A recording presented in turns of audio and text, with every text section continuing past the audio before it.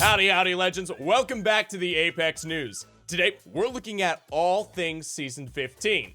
With a new legend and a new map looking exciting, especially if the rumors are true about there finally being a counter to Seer. But before all that, our question of the day. How would you rate Season 14 out of 10? Now, let's talk Catalyst. So the rumors are true. Catalyst is going to be the next Apex legend.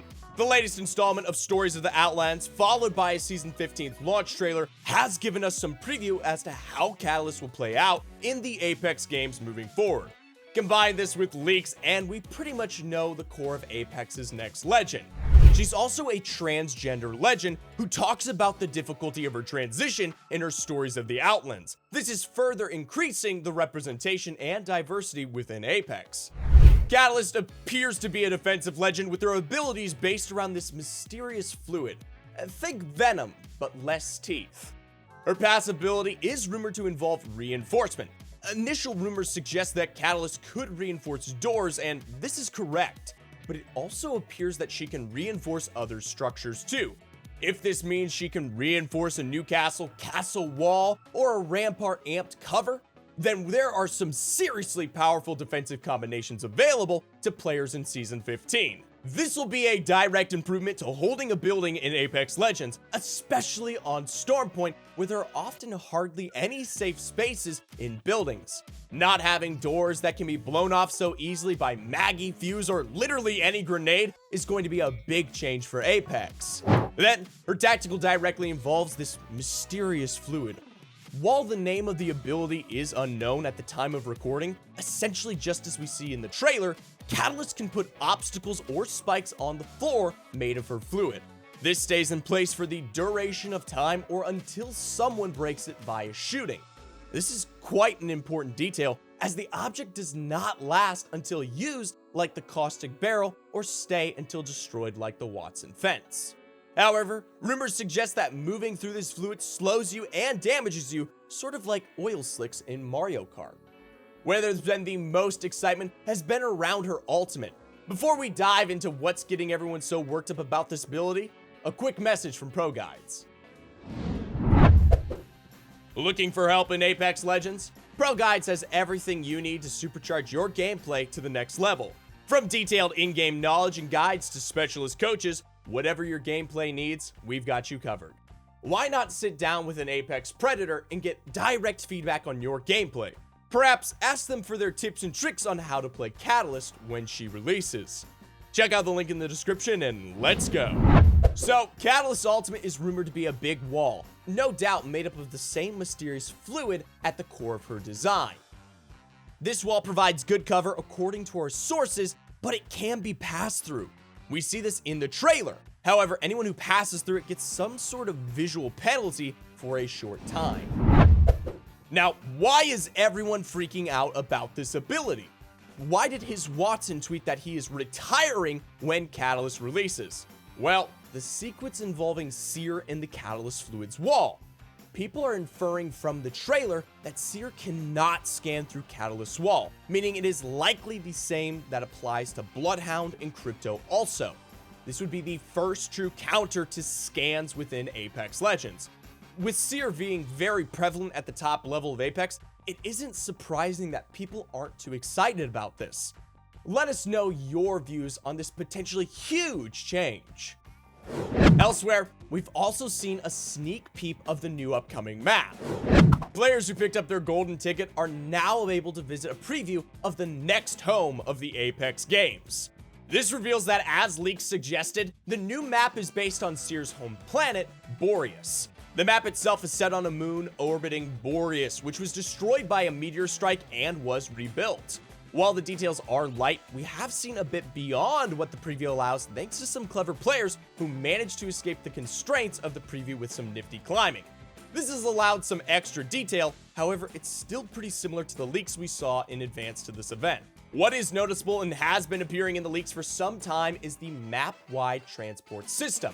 It is unclear how it'll work. Players are asking questions like, will you be safe when traveling on it? Or could some pesky charge rifle user beam you while you're on the move?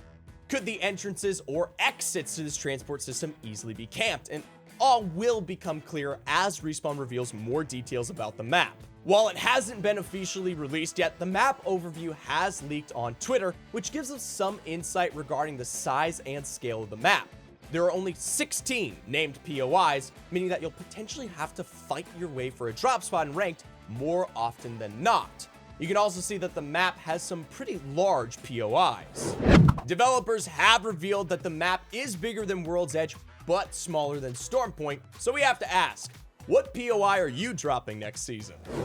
Moving on to the esports scene, Twitch Rivals saw some of the two best players in the world unite to earn themselves some serious cash. Almost everyone who follows Apex knows Imperial Hal and Sweet Dreams, but usually they're on opposing teams with Energy and TSM, often going head-to-head in tournaments. Twitch Rivals, however, has mixed teams with opponents joining together to win some serious money. And come together is exactly what Hal and Sweet did. They combined to break the record for the most points in a LAN game of competitive Apex ever. Let's watch how they ended this unbelievable series. They dropped 24 kills and won the game. This earned them a huge 36 points. It's one thing dropping a 20 kill game in ranked, but to do it at LAN is unheard of. Apex players nickname Hal the CEO, but what does that make Sweet? The chairman? Some truly inspirational stuff from Sweet, Hal, and Reeds at Twitch Rivals. On the agenda for competitive Apex is the return of Pro League, with the top teams in each region shortly resuming competition after a huge break.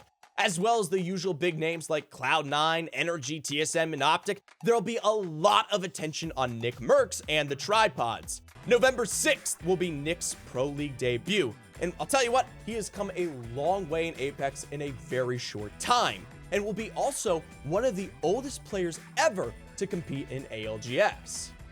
One player who won't be competing in ALGS this year is Monday. The Pathfinder-loving Gentle Giant has announced that he's stepping away from competitive Apex to focus on his streaming career. His teammates RPR and Taishin are also taking a break from competing. Famous for his bow skills and having one of the most supportive parents in Apex, Monday will be a real loss to the Apex competitive scene. One of the reasons they mentioned for wanting to take a break is that Apex is a lot less fun than it used to be.